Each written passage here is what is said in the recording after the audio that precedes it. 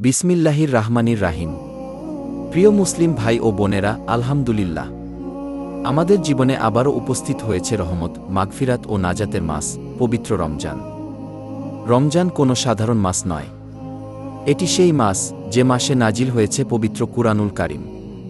আল্লাহ তাআলা বলেন, রমজান মাস, এ মাসেই নাজিল করা হয়েছে কুরআন, যা মানুষের জন্য হেদায়েত।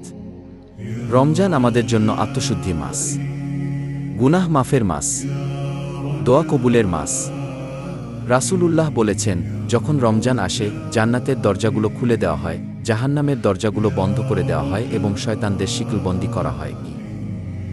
সুবহানাল্লাহ!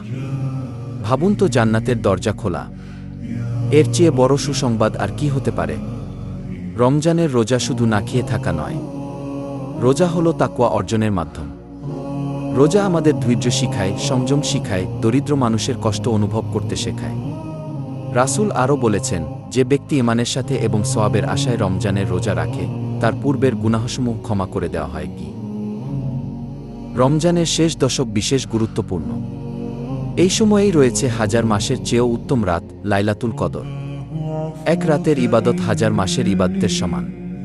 প্রিয় ভাই ও বোনেরা, রমজান আমাদের জীবনের পরিবর্তনের সুযোগ। হয়তো এটাই আমাদের শেষ রমজান। তাই এই মাসকে অবহেলা নয়, ইবাদতে, কুরআন তেলাওয়াতে, দোয়া ও ইস্তিগফারে কাটাই।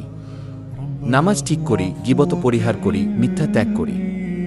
পরিবারকে নিয়ে ইবাদতের পরিবেশ গড়ে তুলি। আসুন আমরা প্রতিজ্ঞা করি, এই রমজান হবে আমাদের জীবনের সেরা রমজান।